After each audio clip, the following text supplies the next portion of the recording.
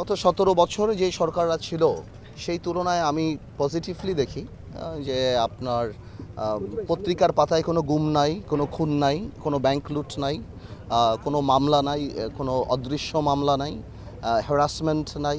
আমার এখানেই ভোলাতে 4.5 মাস আপনি কেউ বলতে পারবে না অপোনেন্টের উপরে কোনো একটা মামলা দেওয়া হয়েছে, কোনো ধরনের প্রেশার ক্রিয়েট করা হয়েছে বা কোনো ধরনের ওরকম দুর্নীতি, জিআরটিআর, কাবি খাওয়া বিক্রি সব কিছু ওপেন। আপনারা টিএনও সাহেব আমার সাথে আছেন, আপনারা যাবেন, লিস্ট আনবেন, দেখবেন কোথায় কী কাজ হচ্ছে। তো সুতরাং আমি মনে করি আগের যে কোনো সময়ের চেয়ে এই সময়কে কোনোভাবে আপনি তুলনা করতে পারবেন না।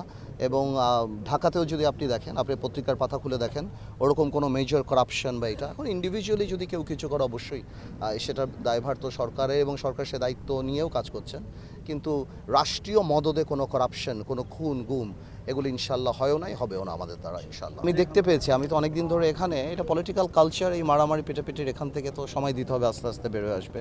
আর রাজনীতিতে আমাদের সবারই মাথায় রাখা উচিত, সবারই ধৈর্য রাখা উচিত এবং অশালীন বক্তব্য দেওয়া উচিত না, এটা সবারই মাথায় রাখা উচিত। কারণ এক একজনের এক এক ধরনের রিয়াকশন ক্যাপাসিটি থাকে। বাট এনিওয়ে যে কোনো যে কোনো পরিস্থিতিতেই মারামারি বা এই ধরনের এই কালচার থেকে সময় দিতে হবে, আস্তে আস্তে বের হয়ে আসবে।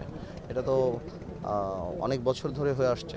আমি শিওর ইনশাআল্লাহ সময়ের সাথে সাথে ঠিক হয়ে যাবে। শুধুমাত্র তো গ্যাসের উপর ভিত্তি করে শিল্পকলা হবে না, আপনার ইনফ্রাস্ট্রাকচার থাকতে হবে। ভোলা বরিশাল সেতু থেকে আরম্ভ করে অন্যান্য ইনফ্রাস্ট্রাকচার ডেভেলপমেন্টের জায়গা থাকতে হবে। যারা ইনভেস্টার তারা শুধুমাত্র আপনার গ্যাস আছে এই জন্য আসবে না, আইন শৃঙ্খলা থেকে আরম্ভ করে এভরিথিং ইজ ইম্পর্টেন্ট।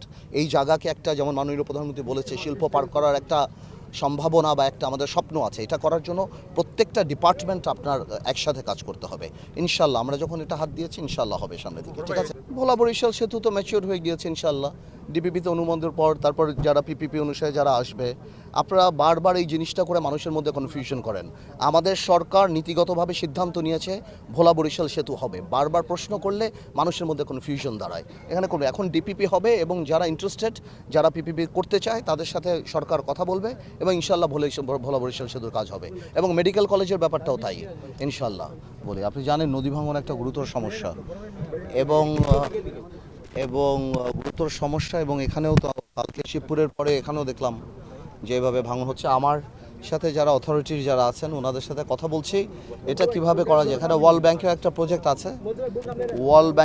প্রজেক্ট আছে এবং ওইখান থেকে আপনার কাজ, যেটা আমি শুনতে পারলাম, একটু ধীরগতিতে হচ্ছে। এখানকার প্রবলেমটা একটু আলাদা। এখানে প্রায় 200 ফিট পর্যন্ত আপনার ব্লক ছিল, কিন্তু কোনো না কোনো কারণে অনেকে বলছেন জাহাজের জন্য, প্রপেলারের জন্য নাকি ভেঙে যাচ্ছে। তো আমরা আলাপ করবো এখানে, জানি যেটি করে এই সমস্যাটা সমাধান করা হয়। বাট মানে এটা আমার কোনো এক্সপার্টিস এই ব্যাপারে নাই, বা যারা এখানে এক্সপার্টিস আছে তাদের সাথে কথা বলে দ্রুত কী ব্যবস্থা নেওয়া যায়। এটা মানে প্ল্যান ছাড়া যেই কাজগুলি করা হচ্ছে, এই কারণে আমরা বিভিন্ন জায়গায় শুনতে পাচ্ছি হচ্ছে। এবার আপনারও এই যা মাথায় রাখতে হবে যে এই ব্যাপারে আপনিও এক্সপার্ট না, আমিও এক্সপার্ট না। সো সংশ্লিষ্ট যারা ইঞ্জিনিয়ার যারা আছেন বা এই ব্যাপারে যাদের অভিজ্ঞতা আছে তাদের সাথেই আলটিমেটলি আমাদের ওপর আমাদের রিলাই করতে হবে। বাট আমি এই ব্যাপারে চোখ রাখছি। আমি শিবপুর থেকে আরম্ভ করে এখানে চোখ রাখছি যে নদী ভাঙনটাকে করতে হবে। এটা যেমন শহর রক্ষা ছিল, এখানে আবার ঘাট হয়ে গিয়েছে, যেটা আগে প্ল্যানে ছিল না। সো এই কারণে দেখা যাচ্ছে অনেকে বলছে এখানে প্রবলেম হচ্ছে। সো আপাতত আমাদের প্রথম হলো শিবপুর, স্বাভাবিক শিবপুর অনেক বড় জায়গা। আবার এখান থেকেও আজকে দেখে গেলাম আমি কর্তৃপক্ষের সাথে আলাপ করবো ইনশাল্লাহ, যত তাড়াতাড়ি এই সমস্যার সমাধান করা যায়। তো আমি চেষ্টা করছি আর কি কথা বলে যত তাড়াতাড়ি এগুলি আমরা ঠিক করতে পারি। কারণ এইভাবে ভাঙা আরম্ভ হলে এটা তো শহর রক্ষাবাদ, এটা ঝামেলা হবে। ওদিকে শিবপুর আমার শহর থেকে 3.5 কিলোমিটার মাত্র। তো সুতরাং ইভেন গভর্নমেন্টও এটা আটমোস্ট ইম্পর্টেন্স দিচ্ছে। আপনারা তো জানেন লাস্ট একনেক মিটিংয়ে এটা প্রথমে ছিল, যেহেতু 2022 সালের একটা বাজেট ছিল, এটাকে আবার পরিবর্তন করার জন্য আমরা ফেরত নিয়েছি। ইনশাল্লাহ করে ফেলবো আমরা।